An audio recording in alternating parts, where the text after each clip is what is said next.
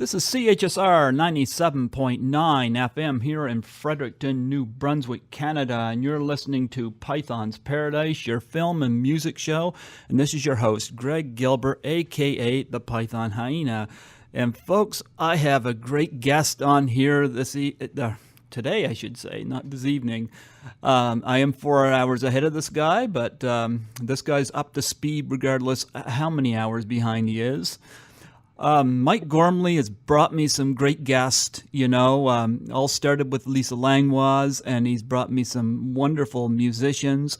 And I happen to know who this guy is and the band that he has played for. These guys are really cool. I'm talking about Oingo Boingo, and I have their drummer on the phone with me, Johnny Vatos Hernandez. How you doing, Johnny? I'm doing great, thank you. I'm always excited. The world hasn't beaten it all out of me, and every day is so exciting because I've got great drums and great music to play, and and we haven't had an election yet. Oh yeah. Oh, I feel so bad for you guys. You're stuck between a rock and a hard place. Oh, it's even worse than that. I don't know how many people you're my 55th interview, and since April of 2015, and I gotta say, they all say the same thing. They're all gonna jump boat and go to Canada. But yeah, so one of the funny things, like one of our songs, we're going to start talking about Boingo music. There's one of my songs that reminds me of my first divorce, and it kind of reminds me of everything here. It's called "It Only Makes Me Laugh." Because when things get really stressed out in my life, I just have to laugh. I've been in the middle of doing like videos where on site, and some lady will come up and pull a gun saying, "You're all evil and you have to get out of here," and I just start laughing. That's that's another story we can talk about later. Oh, sure. Well, I got to ask an important question here at the start. Sure. What color's your mohawk today? Well, it's so funny. With age, we all get gray. And so it started out with all kinds of different colors. And I think we ran out of colors that day. And she just put black in. And I felt like all of a sudden 15 years younger. so until I have it done next week, which will be a lot of bright colors, it's just basically black. Well, Mike Gormley has been very good to me. I've never met him personally, but boy, I owe him a massive thank you for the guests he has brought me. And I got to say, he's been the manager of the band for, I think he said 15 years. How did you come to meet him? Well, he was working with Miles Copeland and Los Angeles Personal Direction back then. He was part of that whole team with Miles when Oingo Boingo was signed with A&M Records. Okay. Well, you know where I first saw you guys and where you first grabbed my attention? Toronto at a little bar. No, not quite. Actually, I've never been outside New Brunswick. Actually, getting off topic here a little bit. Do you know where New Brunswick is? Yes, it's up there. Great, that's a good answer. I walked right into that one. Have you ever been out this way before? Not really. I really would like to, but I have a fear of mosquitoes. Yeah, we got lots of those, but winter's coming, so fear of mosquitoes goes, and fear of icy roads. Like Mexican food. I don't know if you know that. What's that? Mosquitoes are partial to huevos rancheros and chorizo and all those things that are all Southwest. Even when I'm in Germany or in Austria, they'll always find me. They like that Mexican food. Well, the closest we got to celebrities here is the Trailer Park Boys. Are you familiar with them? Oh, I love them. I love those guys. You gotta get those Like guys in an Oingo Boingo. Jack- You gotta get them in a video. Oh.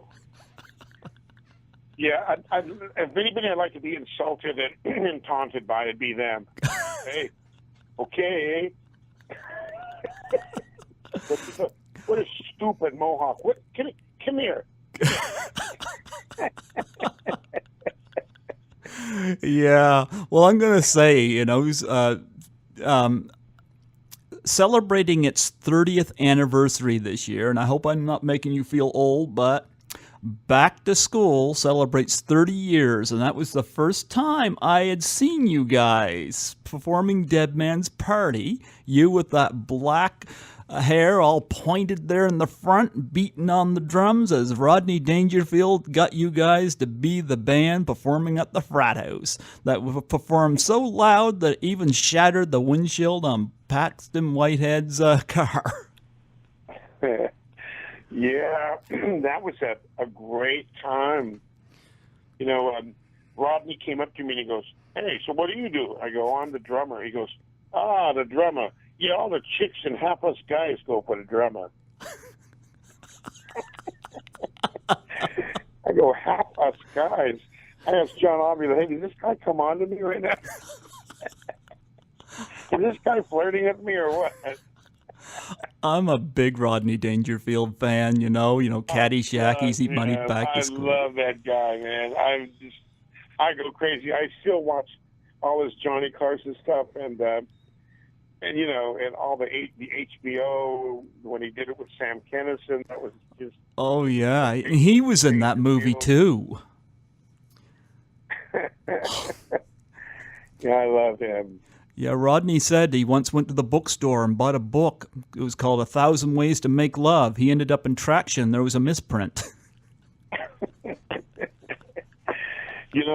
I have a good Rodney story. My drum teacher was a really famous guy named Freddie Gruber.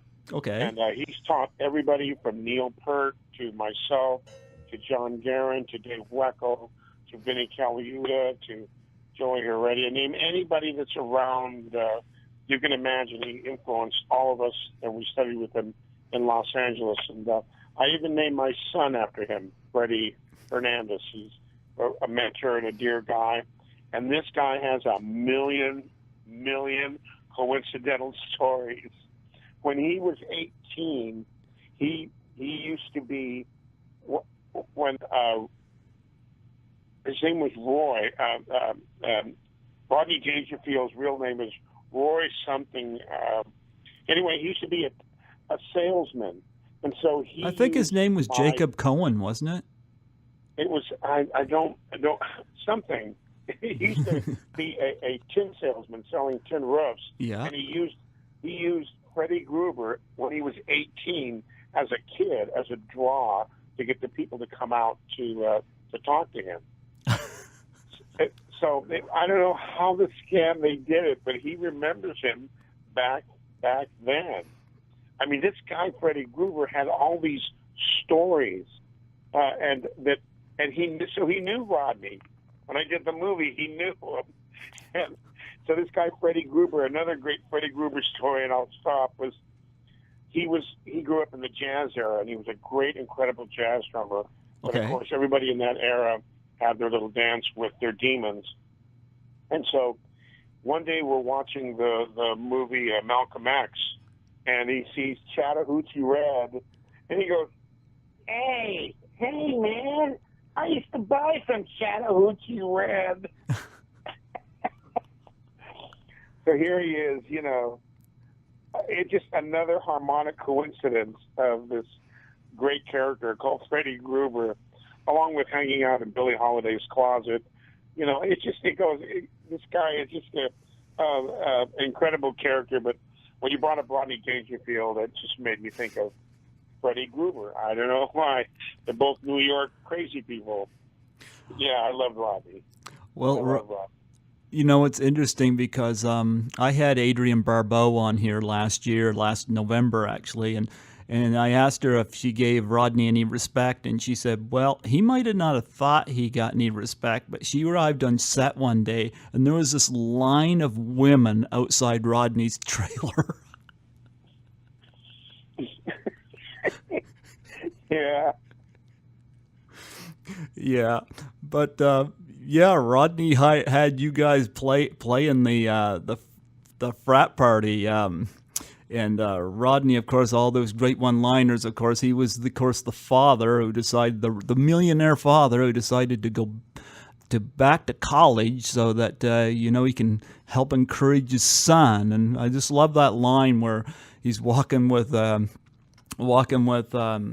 Keith.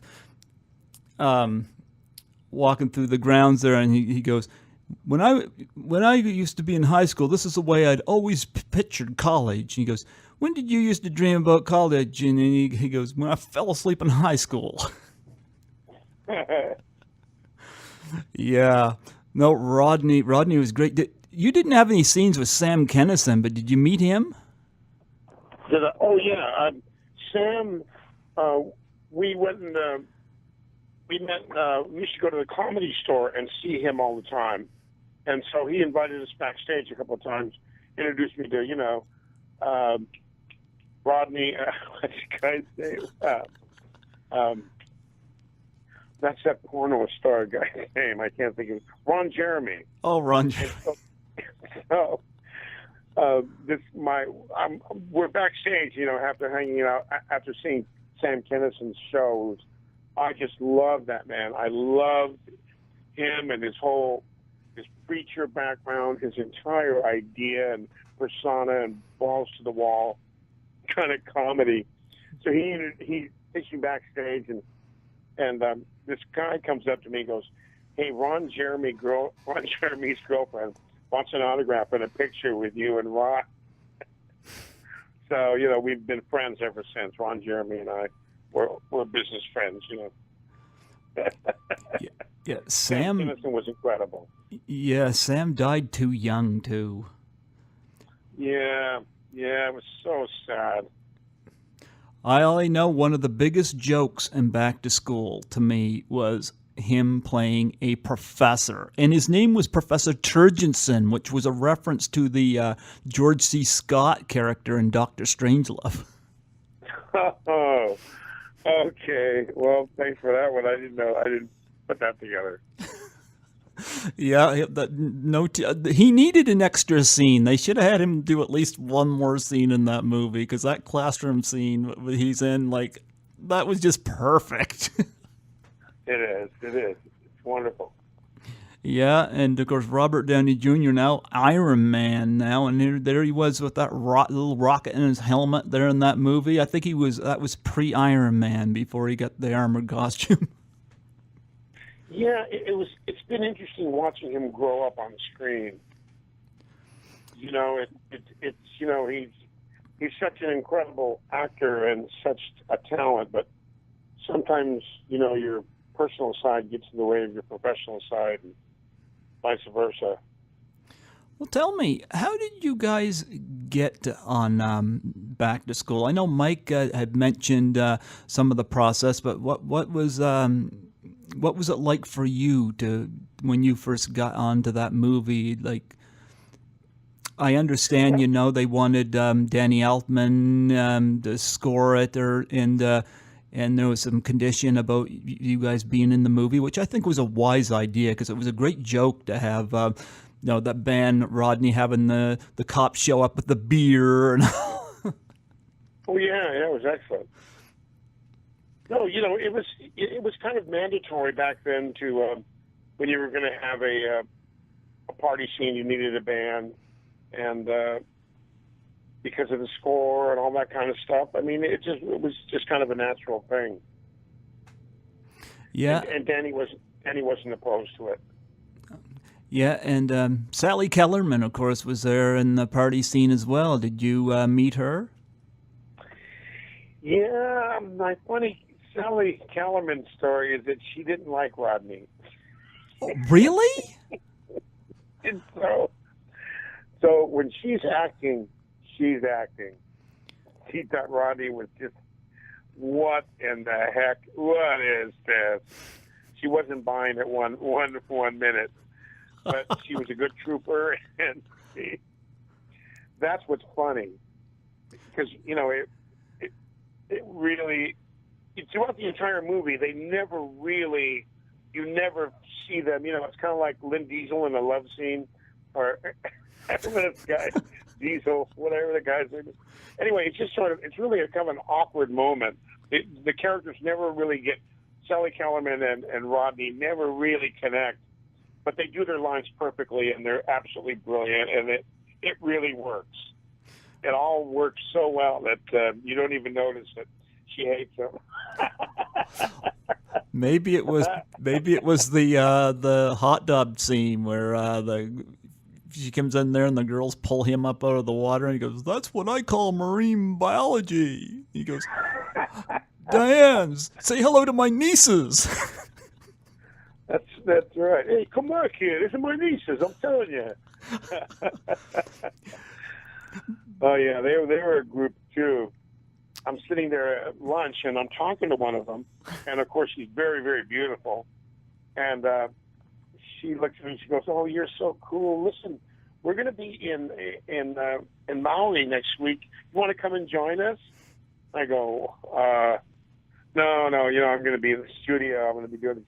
Oh yeah, we'll be there for a couple of weeks. And I look around her neck, and she's got an ounce of gold on her neck. One of those little ounces people were wearing back then.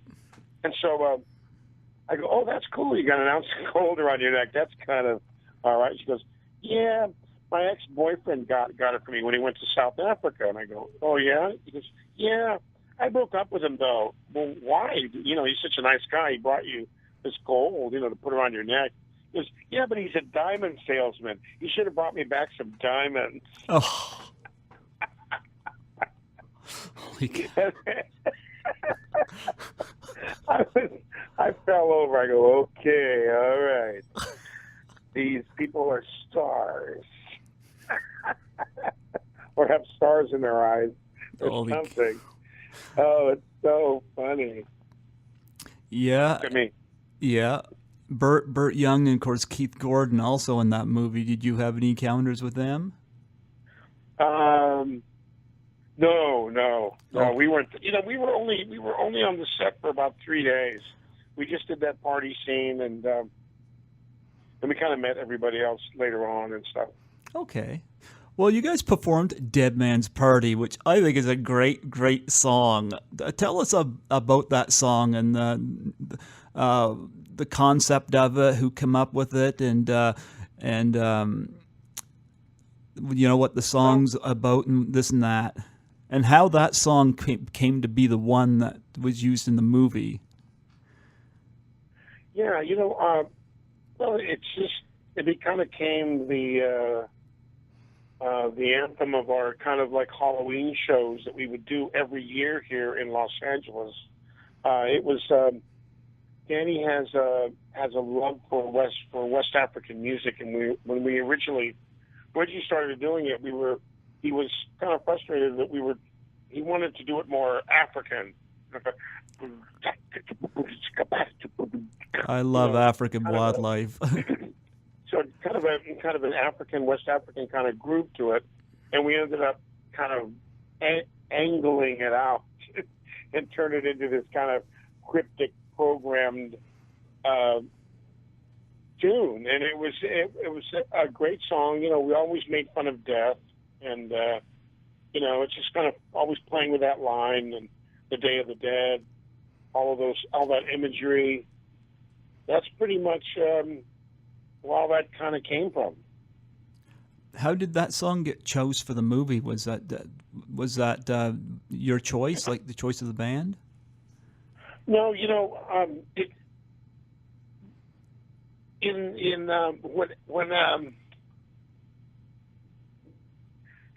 it's never a 1-point choice in any kind of entertainment media. It's always out of a meeting. It's always a built concept. It's not just someone going, "Well, Bill wants it to be in the movie, so it's going to be in the movie."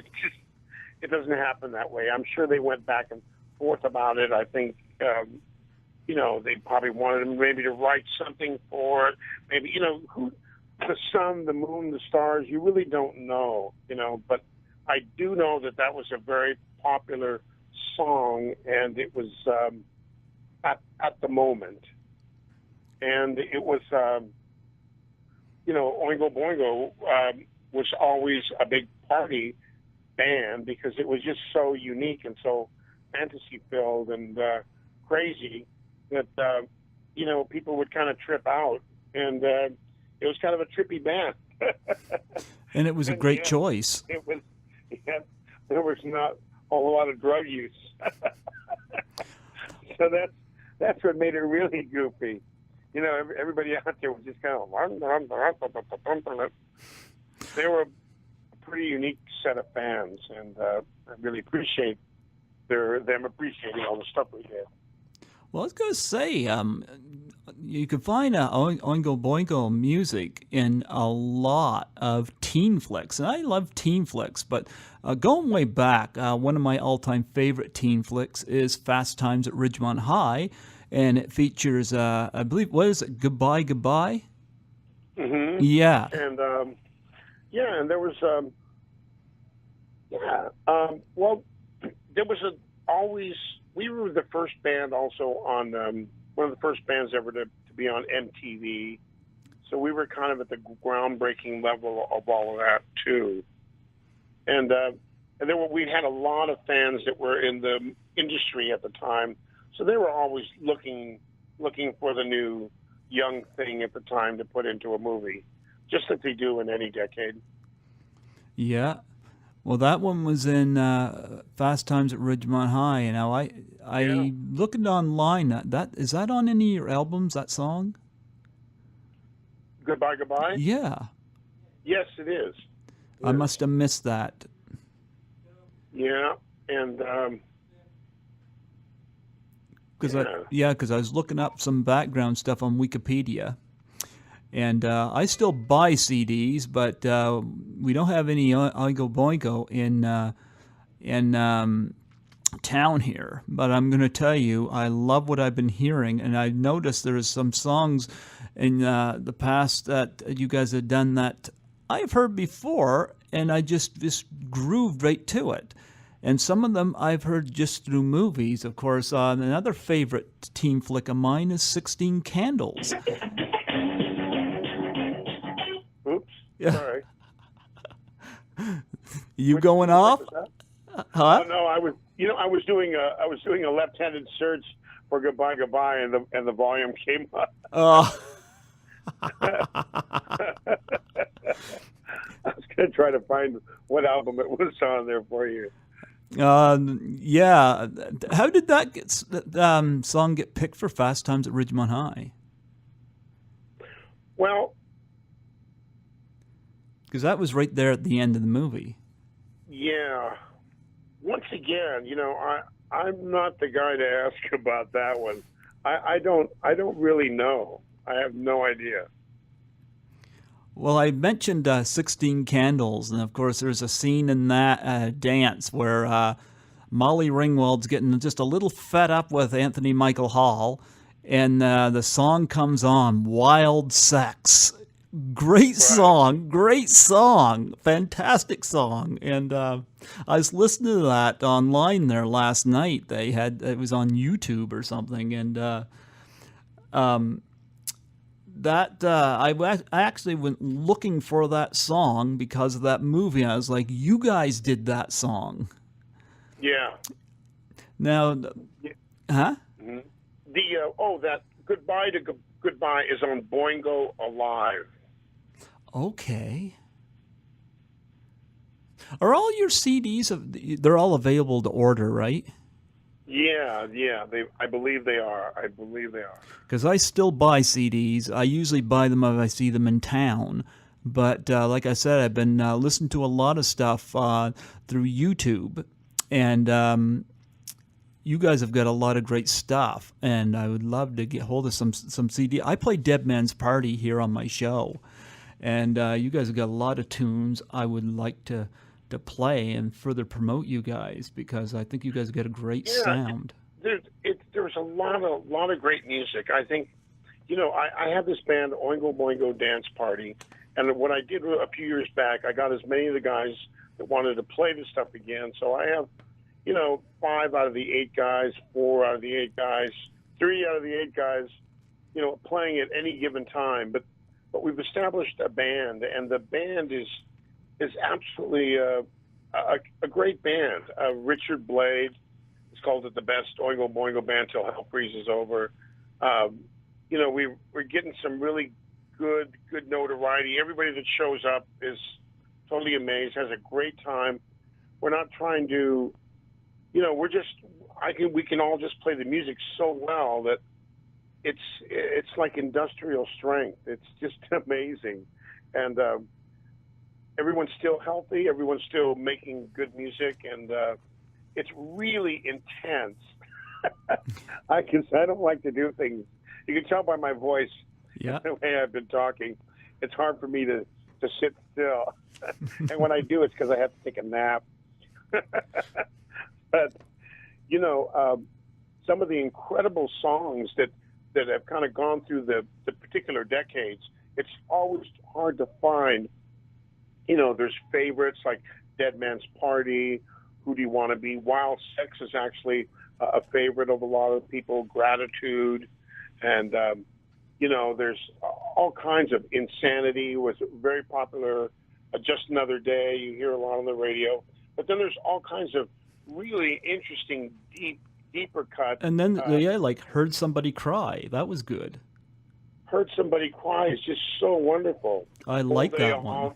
The ones we're doing for our show here, that we're doing some even songs that we didn't even record, like Nuclear Babies. Okay. And we're doing one, Why Do We Come All This Way? Very powerful, great song. Talk about an American song. Imagine a song like Why Do We Come on any American radio, and it's never going to happen. There's so much stuff that they would never even play. Nothing to fear but fear itself. There's just all kinds of incredible, great songs. And they're all, Danny wrote all the tunes. And Danny was a writeaholic. His mind is, as quickly and as crazy as mine is, kind of like take it to the 4 or 5 power. and you'll try to, and you'll know why I was with the band for so long, because I'm a very hard driving, very intentful musician, and I get bored very easily. But after we learned a song with Oingo Boingo, we never rehearsed it again. We would work it out, get it down. Did you record it? Yeah, okay. Here's a new song. And we would literally learn new songs for 9 months. And then about 3 weeks before, okay, here's the set list, let's start running it. And you had to remember the last 20 songs that you would work on, note per note. And so, there was always work to do, and it was always very exciting. And Danny just went on and on and on. People have asked, will the band will ever be a reunion? Well, Danny would probably never, ever play any of this music before, ever again. In fact, he played Dead Man's Party at the Hollywood Bowl, and I thought that kind of killed him. So I'm thinking that, he would have to write another record on the way to rehearsal for us to get together. And he would write 12 tunes overnight, and they'd be all incredible. And it was stuff you'd never heard before. But it would be enough to keep his interest to possibly do something. Otherwise, there'll never be a reunion. So that's what's really cool about the Oingo Boingo Dance Party. I get all the old guys together. We play the hell out of everything. We've got a great front man. Brendan McCrary is an incredible lead singer. He's so respectful. He's such a great fan. He grew up listening to the band. He's a studio singer, and he's really just taken on the music and not tried to imitate Danny, but has his own style to it that makes Steve Bartek, John Avila, Sam Phipps, Carl Graves, myself, and anybody who sees them, any former members or people that see him, know it's just his, and it's so great. You can check out any YouTube from, from 2015, 2016, or recent stuff, and it's just amazing. He's an amazing, fun thing. So it's really good to play all those incredible songs, and I hope you get a chance to play some of them. You should play Insanity. Is absolutely one of the most brilliant songs ever written. Okay. Ever. It's just, if you play that after we're done with this interview, that will explain what's going on in the United States right now. It's so perfect. It's just, and so we're going to open the show with that. You mentioned Danny Elfman. I was reading the background. Richard Elfman was actually the one that formed you guys. Well, no, Richard Elfman started the Mystic Knights of the Oingo Boingo, which was a street band. Okay. And he asked his brother to join, and his brother and him were actually in the Mystic Knights of the Oingo Boingo. And then there was a falling out, and Richard went on his way, and Danny kept the Mystic Knights of the Oingo Boingo. Okay. When I saw them the first time back in '73, Richard and Danny were still playing, and I was like, I was like blown away. They were a street band. And then a few years later, after Richard had left the group, they were still playing around, and Steve and Danny came to a show that I was doing with Tony Basil, some of the Locker Dancers, a couple of the guys from Devo, and we were playing a 4 Friday run in Santa Monica. And they came to every show, and they asked me to join the Mystic Knights of the Oingo Boingo. From that show, they were so impressed with my playing. And so I joined, and for the first year and a half, we were the Mystic Knights of the Oingo Boingo. And we had monkey suits and gorilla outfits, and we had like 5 different outfit changes. We'd walk out in gorilla suits, and we played Avalon about here. That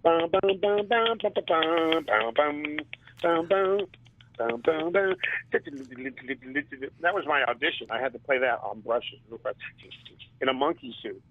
And then we changed into a jazz suit. Then we do a balafon piece, which is a West African piece. It was just absolutely beautiful. And then we did a gamelan piece, which is Indonesian. We had these tubular bells. Danny did this dance. We had dinosaurs, things blowing up on stage. It was vaudeville, and it was so much fun. And then one day, Danny came to rehearsal and said, we're just going to have a band now. When I'm tired of carrying around the dinosaur outfits and all that stuff, and we're just going to be a band. You mentioned Devo. Oingo Boingo's often, Boingo. Yeah. You guys are often compared with or grouped with Devo. Yeah. Yeah. And same era. We were really Devo fans too. Yeah. And you mentioned, what was it, Tony Basil? Yes. The woman that sang "Oh Mickey"? Oh, Mickey, yeah. Oh, man, I like her. That's one of the greatest videos. Yeah. What was she like? Pardon me? What was she like? Oh, I had no interaction with her at all. I have this fear of powerful women, like most men. Gee, you're really fearing Hillary Clinton then, aren't you?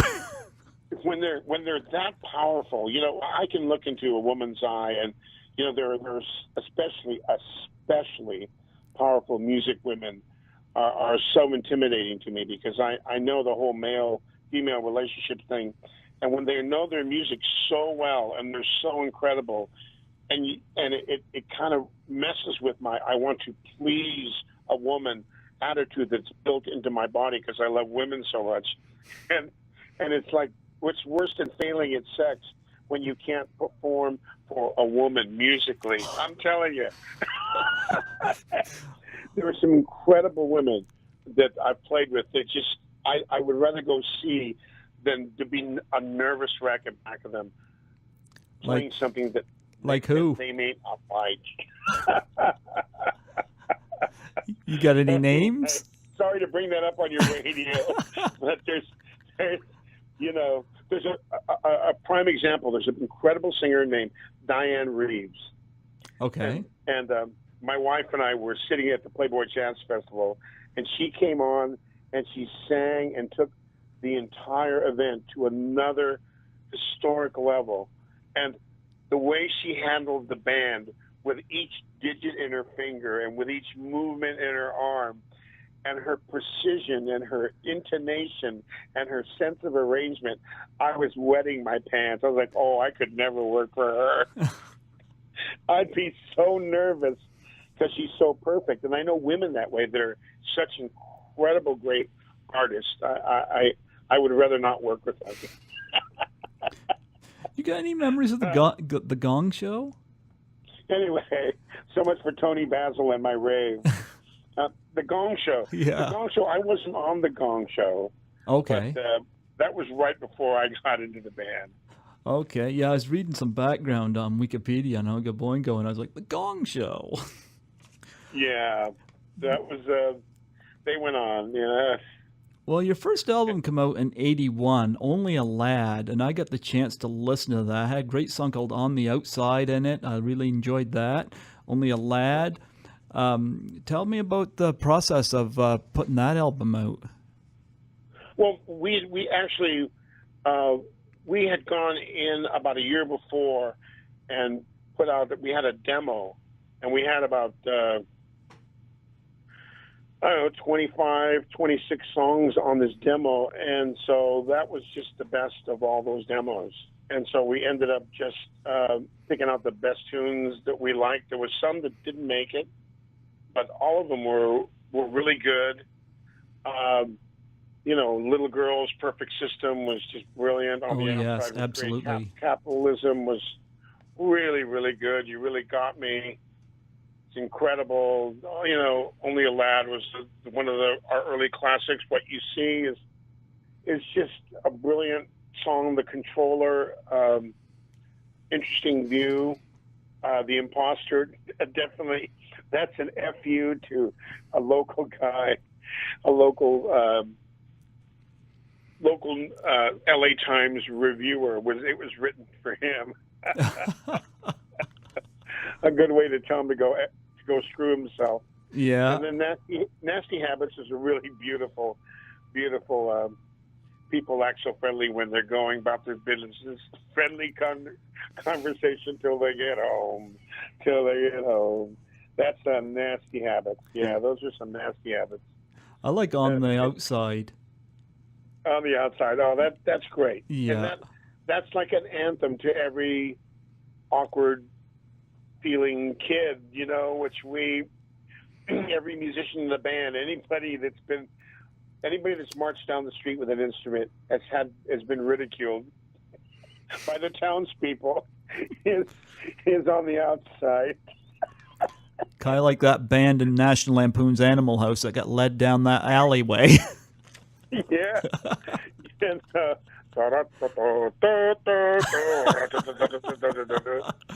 Doug Kenny led them down there, and they kept going into the wall. That was good.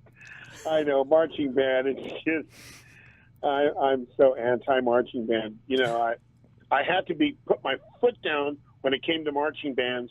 When in all of college TV in all of the United States, they don't show the college bands halftime anymore. No. All they show is commercials. So, enough. If they're not going to show the band, well, darn it, we shouldn't be in it. No. And then after that, you guys did, in 1982, Nothing to Fear. Right. Yeah, I had the pleasure of listening to that. That had Wild Sex on it. The song. Yeah. we're playing that this year. We're playing Wild Sex. Oh, that's a great song. 16 Candles that was in. That's where I first heard that. Uh-huh. Yeah. Yeah, I like that. That was good. That was a cute movie. Yeah. Yep, but yeah, that was on that. When you guys did Nothing to Fear in comparison to Only a Lad, now the translation from going from your first album to your second album, talk about that process.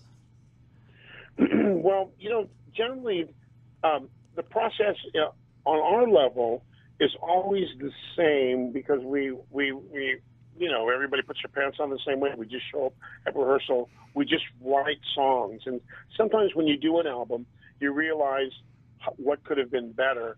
And oftentimes, what was controlling that, and what controls that in most all situations, is the producer. So we had one producer for Only a Lad, Pete Solly, and then we had another producer for Nothing to Fear. And he was an engineer producer, Joe Ciccarelli, and he was he brought out a whole nother side and sounds of the band, and added a different sonic experience to the songs we were already writing. Okay. You know what I mean? Yeah. Yeah. Yeah. So that was really cool, and I love Joe. We did some really nice things. I like what we did on Islands. Islands in the Sun. Yeah. That song called Islands, and there was no sequencers back then. So we literally went to the store and bought a huge box of rulers, and I sat in the corner on the cement floor and went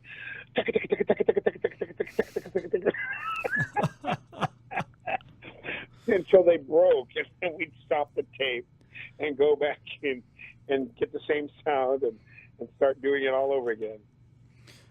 Yeah, and then after, like, you got albums going, you guys are just busy year after year, and your third album, 83, Good for Your Soul. Tell us what was Good for Your Soul. Good for Your Soul was actually really great. By then we had pretty much all our we pretty much knew what we really could do, really wanted to do, and we could pretty much do it most ourselves.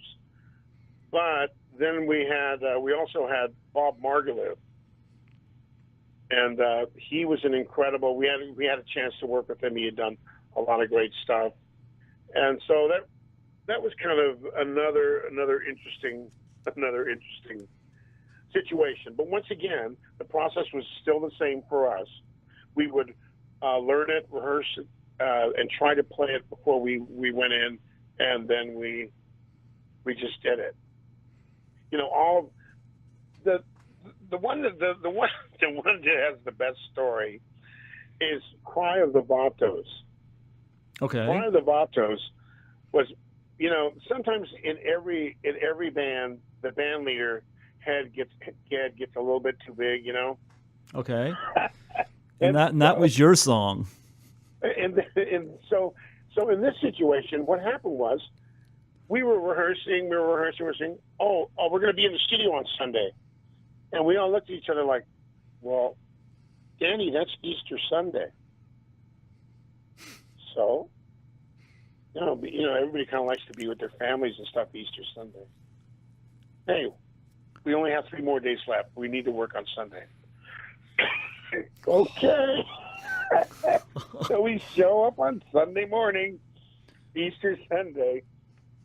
And he had just gotten, Emu, the synthesizer people, just delivered their first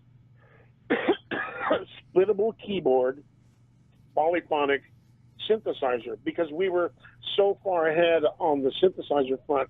Manufacturers were bringing instruments to us. They brought us this synthesizer.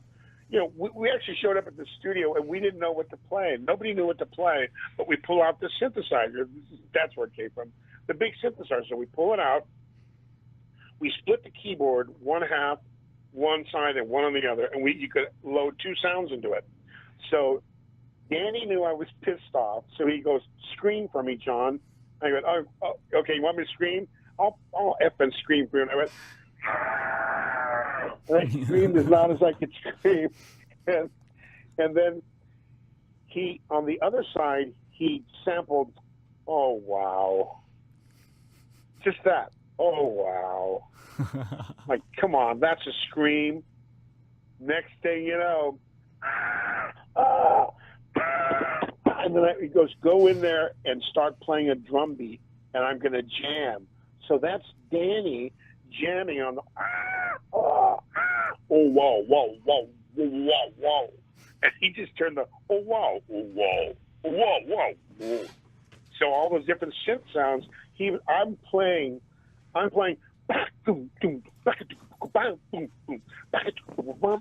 put my headphones on. I'm just playing a beat, and I hear him doing that, and I'm laughing. I can barely play the drums. I'm laughing so hard, and if you turn the stereo up loud enough, you can hear me laughing. if you have good fidelity, you have good hi-fi, man. You can hear me laughing, and that's how we came up with Cry of the Vatos. It was actually recorded on Easter Sunday, and after we did that, we all went home. Do you believe that? Wow. We all left around 1 o'clock in the afternoon. We were there in the morning, and after doing that, it was exhausting because we were all so pissed off. And then we that happened, and it was brilliant. Anyway, there you go. And then you did So Low in '84. Yeah, Solo was interesting because Danny really at that time really liked us, and really enjoyed working with us. And he said, "Look, You make it sound like you weren't like before. well, you know, because you argue and you jump around at each other, and you do get pretty, when you're, just like putting on your pants, you're going to have times where you don't get along, and you're going to argue, and it's all emotional because you're so emotionally involved musically with everything, and everything's personal. That one note is personal, because, so you have all these different arguments that really are meaningless. But he said, "Look, I'm going to do a solo album, and I really want to use you guys, but you have to promise me you can't say a thing.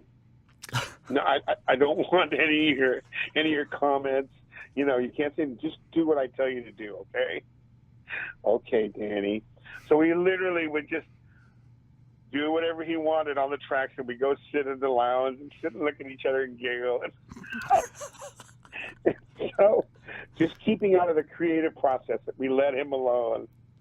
It was such a cute and honest and wonderful, great move, and it was a great experience. I loved it, and I was glad to be a part of it. I really did like it. And then, of course, you did Dead Man's Party in '85, and that's a great album. Excellent album. Yes. Dead Man's Party, Heard Somebody Cry. I thought that was a great song. And it is. Yeah. It's one of the only songs in the entire catalog that has such a cool groove like that. Yeah. Yeah, I listened to that. Dead Man's Party, of course, I played on here a lot. Always mention Back to School because I always, always have that image, That's where that movie, that song just associates with that movie. And then you got any stories behind the Dead Man's Party album? Yeah, there's. It was funny when we were recording the song. I was doing a tambourine. I was doing an overdub, and I was in an isolation booth, and my son, who was probably maybe about 2.5 years old. They're really, really young, little guy, and he wanted to come in, and so we were getting ready to record, and somehow the door got open, and I said, "Okay, that's all right. Just let him in. And he came in, and he sat down, and I did the overdub. Now, if you listen to the song again, if you listen real hard on the recording, you can hear, "Okay, let him in." And And so they kept that on the track, like, okay, let the dead man in. Okay, let him in. It was really my son coming into the recording booth. Oh, that's perfect. And it worked. It just worked. It's just, you know, I was always doing stuff like that. You know, you never know what's going to make it work. One time, I pulled out the freeway, and there was a freeway. We were having trouble getting a sound out of a guitar amp, so I picked up one of the cones from off the freeway, and I brought it in, and I stuck it in front of the speaker and then put a microphone at the other end of the open cone, and we got the sound we wanted. You know, you just never know when it's going to hit you. Yeah, and after Dead Man's Party, you did Boingo in '87. Yeah. Why the dash between the boy and the no?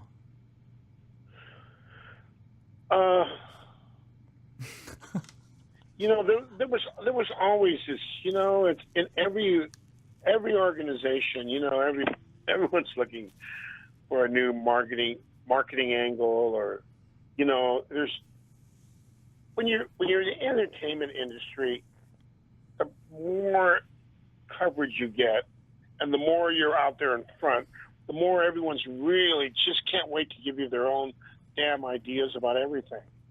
You know, well, what if you changed it to Oingo? What if you did that? What if you stood on your head? What if you put it green? What if you took just half the name? What if you got rid of the band and you just sang, Danny? What if you know what I mean? It's like it was just another. We were trying to change the name from Oingo to Boingo, but it didn't really kind of work, you know.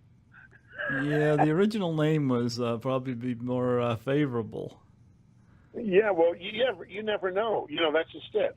When we can say that in hindsight, but when you're functioning in a hypercharged record market back in the '80s, you know, everybody was twitching and inspiring themselves with all kinds of white powders, and everything had to be something. Yeah. I don't know why. It really didn't matter what they called it to me. And then you did Dark at the End of the Tunnel in '90. Yeah. Any stories about that? Well, yeah. I'm trying to promote all your albums here. That's why I'm going down through the list. Yeah. No, Dark at the End of the Tunnel was. Let's see. It was dark. That was. Let me see. There was one we did. I think maybe it was Boingo.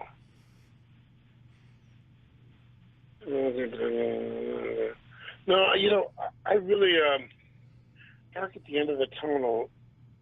I know that I love the cover, but Dark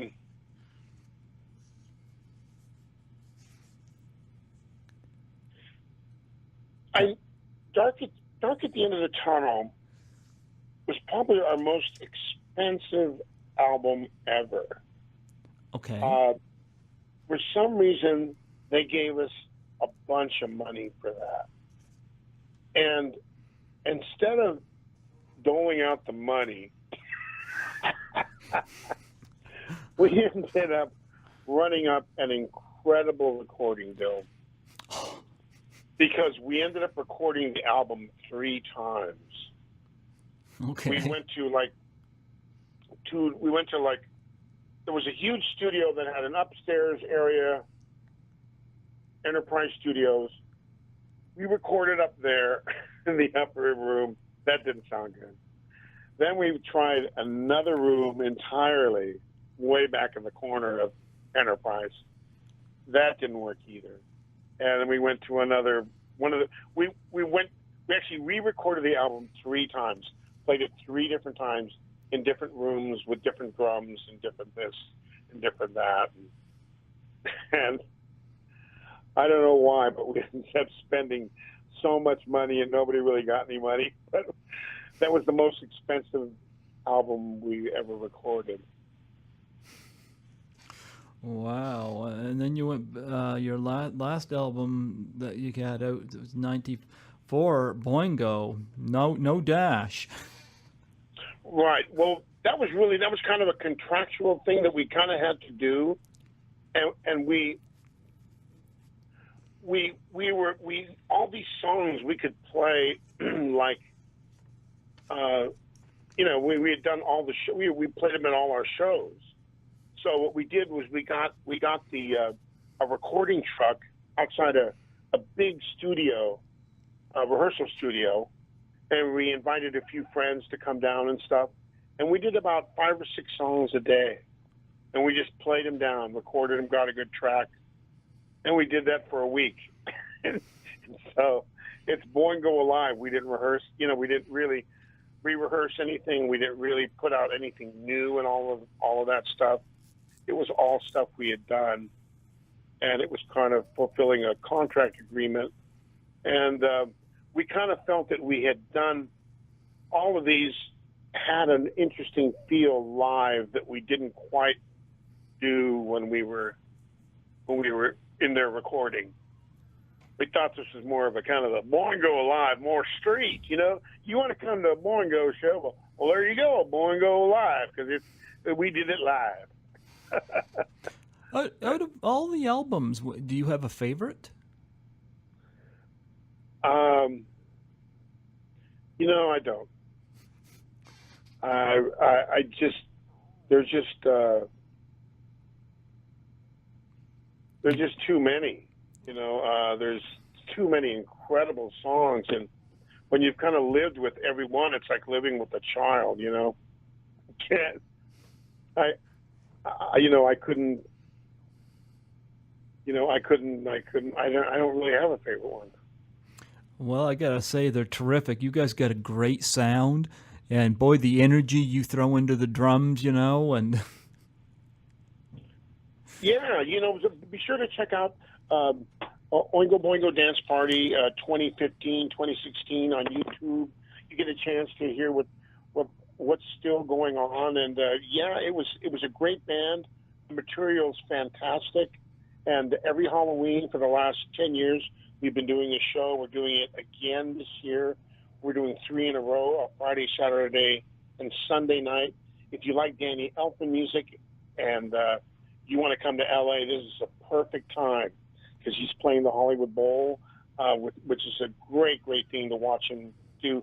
Danny's a great performer, a natural performer, and I'm so glad he's finally out of the studio and walking out on stage because we all deserve it, and he deserves to have a good time. So you can come check out Danny's show, and then you can come to one of our shows, and believe me, you will not be disappointed. My personal guarantee. Yeah, Mike was given a lot of background in terms of the sellouts, and especially in South America, where you guys did some huge business. And yes. Yeah. I got to say, the Oingo Boingo Dance Party, that's what we're mainly promoting here today. And I got to say, what a great idea. I think it's fantastic that you guys are still active and you still have this joy and passion to put this music out there, and it doesn't get boring for you. You love doing it, and you guys just have this manic energy that you guys put into it. And I gotta say, where did the idea come from to do the Oingo Boingo Dance Party? It came from me. Okay. I just said, there's nobody playing the music that's playing it with any kind of energy and conviction. There's one band, there's a girl group from San Francisco. I can't think of the name right now, but they're an all-girl group, Oingo Boingo tribute band. They're really good. Other than them, there's nobody that plays it, and so I figured it had to be done, and I'm hoping somebody will pick up the mantle because I can't do this forever. Why not? Oh, that's true. That's true. I could. There you go. No, but and you guys have been doing the dance party how many years now? Oh, at least 5, 6 years under Dance Party. Well, and Mike And says you we've been, guys sell out. yeah, yeah. Things are, it's, it's, it's to the point now where you have to beg all your friends and all the people you know to get the tickets at least a week before because they're about to sell out. Do you guys got to come down to my neck of the woods? Yeah, we really want to. We really want to. Yeah. I really want to go and do Canada. That would be absolutely wonderful. Yeah. Of course, we've done Toronto, and I remember back in the '70s, I played the Calgary Stampede. Okay. I was in the parade. With the marching band? Sometime we'll have to talk about my other movie career with Tito and Tarantula. Okay. I was in that movie From Dusk Till Dawn. Oh, yeah. I didn't know you were in that. Yep, I'm the drummer sitting there in the Titty Twister bar. Holy cow! That was a gross bar scene when the vampires come out. Oh, it's so gross. It was when I went to the premiere. Robert Rodriguez said, "Look, this is nothing serious. If you want to get up and go to the bathroom during the movie, go buy popcorn. That's fine. It's not a serious movie. It's meant to be Saturday afternoon fun." So when you look at it that way, yeah, it was so over the top stupid that it's pretty gross. Well, you know what? When I saw From Dusk Till Dawn originally, I don't know. I looked down. I don't know what I was doing, but I got distracted by something. I don't know whether it was something I was eating or something, but I looked down. Next thing, I look up, and next thing there's vampires on the screen. I was like, what the hell just happened? That's exactly right. All of a sudden it's Cheech Marin doing his split pussy speech in front of the bar, Yeah. and you're in Vampire Land. Did you meet George Clooney and Quentin Tarantino and Juliette Lewis? Yeah, I met Quentin a couple of years before when he was working at a video store in Manhattan Beach. Okay. I used to live out there, and he was just John, and I'd be kind of hungover returning a movie, and he'd be trying to show me the goriest films you've ever seen, and trying to recommend me slasher films and stuff. And so then when we did Dusk Till Dawn, he goes, John, I'm so excited that you're in this movie, man. It's so cool. And he goes, this is my friend, George Clooney. And I said, okay, hey, how you doing, man?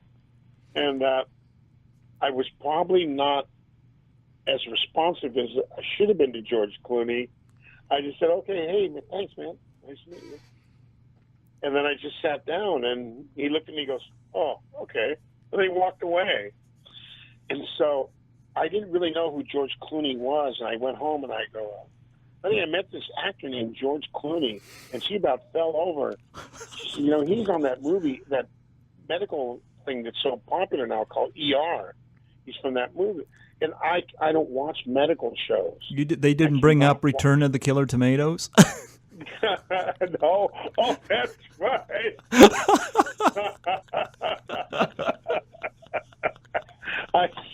I wish I would have thought of that.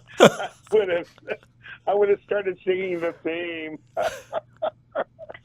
Then we would have been friends still, but we're not now. Anyway, no, but yeah, Quentin, I know Quentin. I got to meet him. I didn't meet Julia, though. Well, Quentin, I think, is one of the best filmmakers working right now is Quentin Tarantino. Yeah, he has a way with film it's just natural. It's so beautiful. You didn't meet Juliette? No. What about Tom Savini? No. No? No. He was there with his whip. Huh? We went to dinner we went to dinner a couple of times, and Cheech Marin and all these people were all kind of sitting around, and nobody was sitting next to Selma because she was so beautiful, and I didn't give a shit. So I'm hungry. I sat down. So I'm sitting there eating, and she's to my right, and she's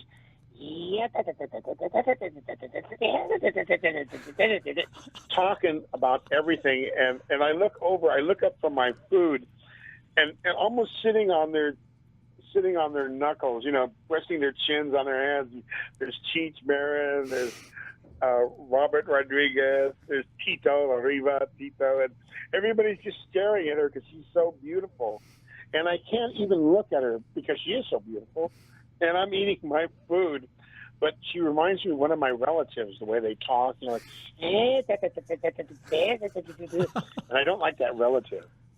So I'm sitting there next to an incredibly beautiful woman that everybody's looking at. I can't stand her voice, and I can't look at her because she's so beautiful. I heard Tiffany Granith was in that movie too. Did you know her? No. Okay. I don't. Everything's so compartmentalized, and everything's so produced. Nothing happens organic.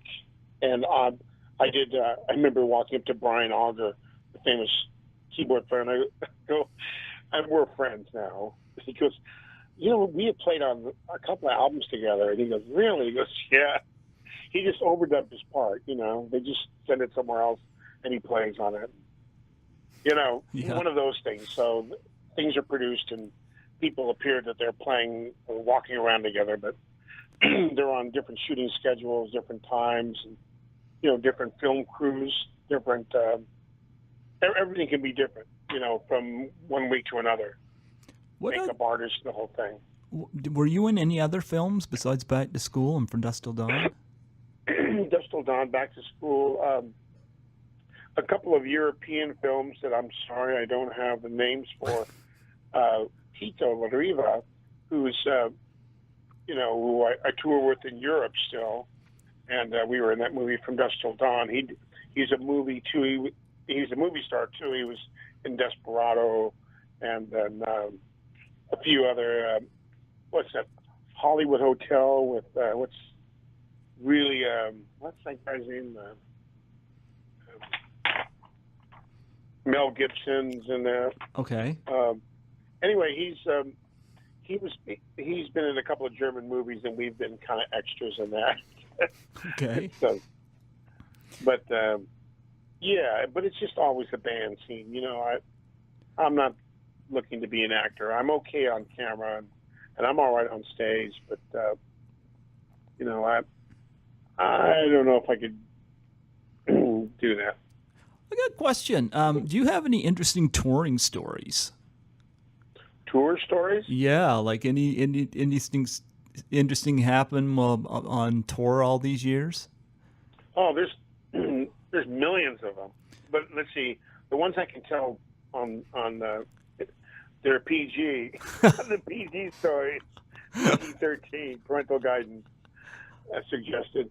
No, there was one of the most amazing moments. We were playing in Rio de Janeiro, and we were playing for the Rock in Rio Festival. We had the song called "We Close Our Eyes," and it was number one on the charts for 17 weeks in Brazil. It was so popular they wrote it into a novella, and the novella was one of the most popular ones there, and they used it for like a year or two. And so they wrote us into a scene where they go to a concert, of course, and we're playing this song. So they come in, we shoot the scene. There was, the crowd was out there. No, actually, there was no crowd. They just put them in later. And so we did our little, they're on stage, blah, blah, blah, bullshit. We playing that night, and I looked down 40,000 people all in a row.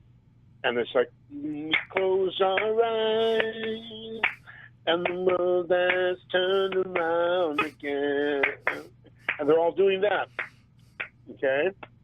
Yep. And they're all clapping. And as I'm looking at them, I know from an animal sense, I know they're all in perfect time. You could have gotten a gun and shot a rifle, and if their hands were open, you never would have hit anybody. It was just amazing. I was so amazed that I stopped playing for a whole bar. And the entire band turned around and looked at me, and I said, look. I pointed at them, look. And they were all going, it goes all right. They were still in perfect time singing the song, and then I jumped back in. I literally stopped playing. The band turned around. I said, look, and we all experienced that moment. But they were in 40,000 people. Wow. It was a mind blower. To me, it was like one of the most, it was a jungle moment. It was an incredible human jungle moment. So anyway, there's all kinds of great stories. That the time we played the S Festival, I'd never seen 250,000 people before, and so it was up on a hillside in dusty Southern California in the desert, outside, just like a natural amphitheater that just kind of went up a big side of a hill. They built the stage, 250,000 people. 3 bands had gone on before us. Okay, we came on, and we have these incredible tempos, and we're pumping, and we got this high energy music. People start getting up and dancing. So what happens when you dance? They start creating a dust wave, and the dust goes up about 20 feet above their heads. You can't even see them, and then starts blowing into our face. And so for the last 3 songs, we're literally playing in a dust storm. We stop playing, and the dust settles. You literally have to wipe the dirt from your eyes so you can see. We all look like Aboriginal, indigenous people from a mud area somewhere in the equator. It was a funny moment. It was just a big dirt fest. 250,000 people creating a dust storm. That was good. I like that. That's a good story right there. Wow. Yeah. Did you? They just stories. They're everywhere, and everybody tells me I got to put out a book, and I will. You got to put out a book. That's right. Well, listen. I want to plug your webpage on here. You got a webpage for the Oingo Boingo Dance Party.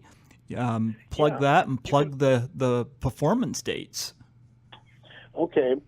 Well, you can find us on OingoBoingoDanceParty.com, or you can find us on Oingo Boingo Dance Party on Facebook.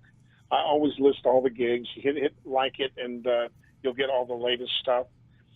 This year, the Halloween weekend falls on October 28th, which is on a Friday night. We're playing the Rose in Pasadena, and then these are all like LA. It's like an LA tour.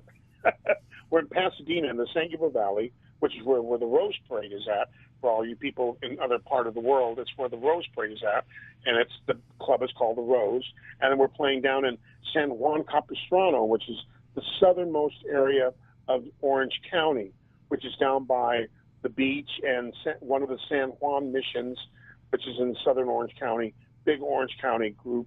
The Coach House, we're playing that October 29th, and then October 30th, we're playing in Agora Hills, which is North LA County, which is closer toward Ventura and stuff, and it's called the Canyon Club. And all these clubs, and especially the Canyon Club, has a lot of international acts, a lot of great players, a lot of great people come through there. It's the biggest of the clubs we're playing, and they'll probably sell out. So when you come to LA, you've got to come check out this season, 2016, with Oingo Boingo Dance Party. Yes. And I was wondering too, How I would love to get an autograph. How do I go about that? Well, you just get a hold of Mike and send. We can autograph something and send it to you. You know. You know what? I love the CDs. Would you be able to autograph one of those for me? Well, I'm not going to send you anything Oingo Boingo material, but I will send you a Oingo Boingo Dance Party CD. Oh, sure. That would be great. Okay. Why don't you get a hold of Mike? He knows how to get a hold of me, and give me your I'm not going to tell you on the air right now. No. You know how to get a hold of me, and I'll make sure that happens. Sure, yeah, that would be great. That'll have the performances right from the dance party, huh? Sure. Oh, fantastic! What songs are going to be featured in that? Well, right now we have Dead Man's Party. We Close Our Eyes. Let's see what was the other one. You got Wild Sex. No, actually, we have an EP, and we're nothing's written. The EP is about 3 years old, and we're still in the middle of recording a bunch of stuff. So it's just a matter of getting the funds to record everything, the right way. So no, in answer to your question, I really don't have. It's not like I have an extensive catalog. I can just say we have this, we have that. We really do not. We have about 4 or 5 tunes that we had to record. Dead Man's Party, Only a Lad, We Close Our Eyes, and Stay. Those are the 4 we have. Okay, perfect. And those are all good songs too. Yeah, and they're great songs, and we're able to use them for advertising and stuff. Because one of the lawyer's conditions was because nothing that I've done happens without Danny's permission. Okay. It's just sort of the way it is. It's the given. He kind of owns the name, and we're friends. And I always let him know what I'm doing. Okay, yeah. And sometimes he likes it, and sometimes he doesn't. Well, no, I would love that CD, and I would play that here on the show too. I've got to order myself some from Oingo Boingo CDs because I'm still I do not download music. I do buy CDs. I know it's a hard commodity to find nowadays is people buying CDs, but I still do it.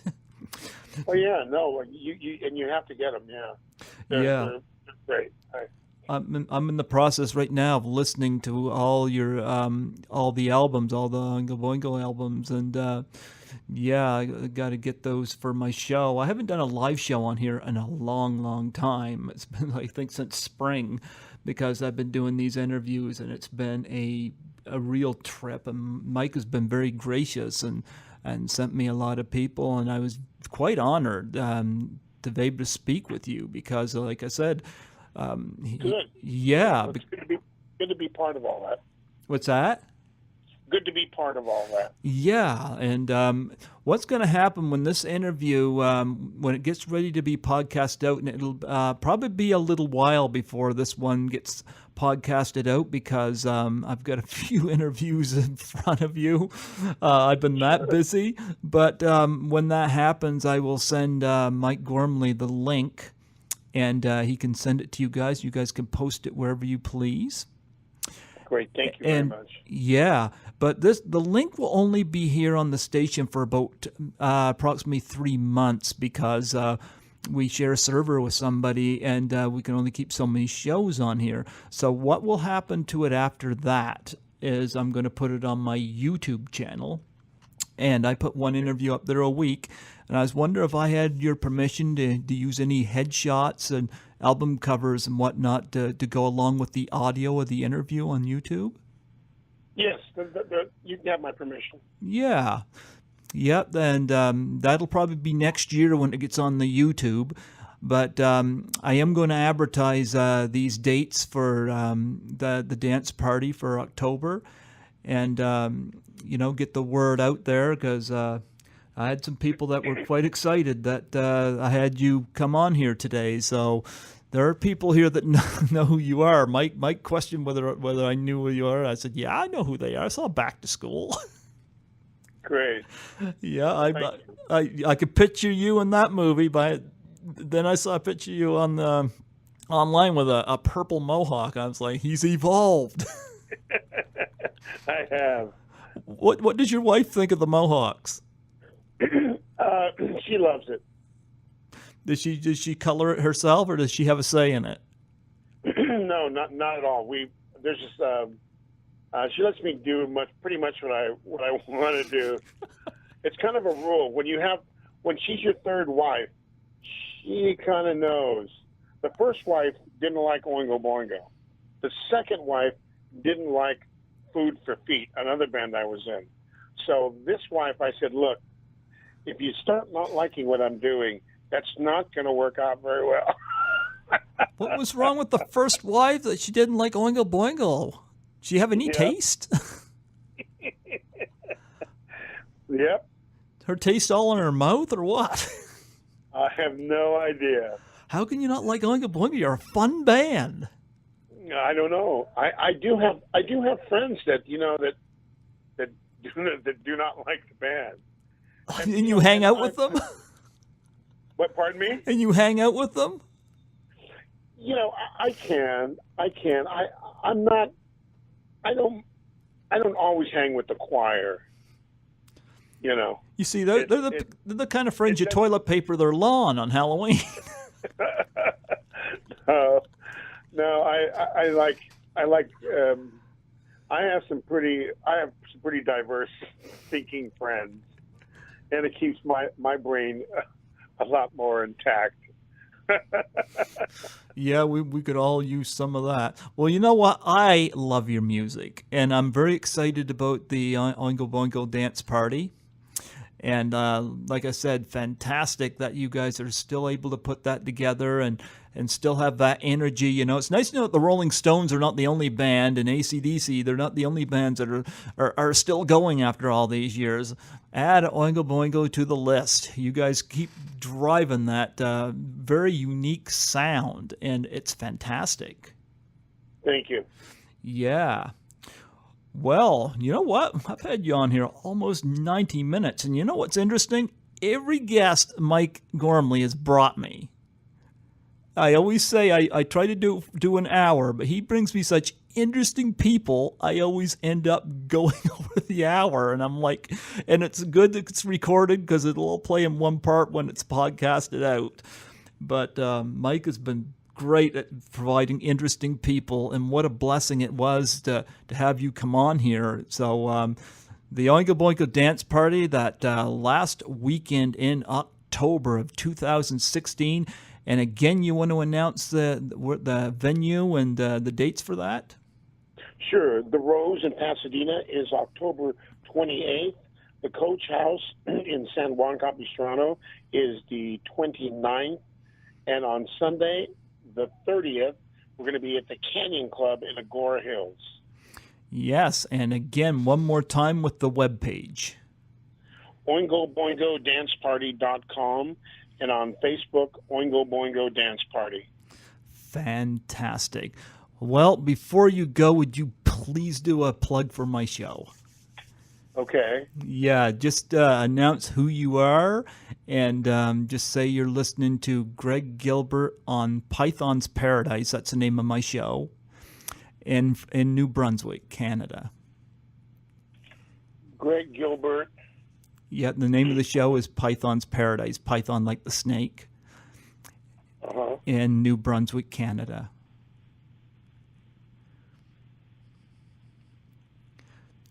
I know it's a little long, but... No, that's right. I'm just writing it. Yeah. You never believe some of the people that get on here and try to say it, and they have to say it 4 or 5 times. It's pretty funny. Okay. Okay, here we go. Hey, this is Johnny Vatos of Oingo Boingo fame, now Oingo Boingo dance party guy. Yeah, man, we're still out and always happening. And, it's always happening on the Greg Gilbert Show on Radio Python in New Brunswick, Canada. No. Okay, let me try that again. Go ahead. Okay. Hey, this is Johnny Vatos, and you're hanging out with Greg G. I'm sorry. It's Greg G. Very good. Can't read my own handwriting. Oh, these are good outtakes. Here we go. Hey, this is Johnny Vatos, and you're hanging out with me and Greg Gilbert on Python Paradise, New Brunswick, Canada's finest radio. Oh, thank you so much. Again, the great Johnny Vatos Hernandez of Oingo Boingo fame. Thank you, Mike Gormley, for bringing this awesome talent to us and memories of this great band. And yes, I am going to get myself more Oingo Boingo memorabilia to play here on the show. So Great. We can, yes, keep your music out there, and I'm loving what I hear. So we're gonna have a dead man's party, wild sex, and whatever else. And there's nothing to fear. There you go. Well, Johnny, thank you so much for coming on here and sharing the memories. Thank you, Greg. Thank you very much, man. Yes, God bless you, man. You too. Be safe.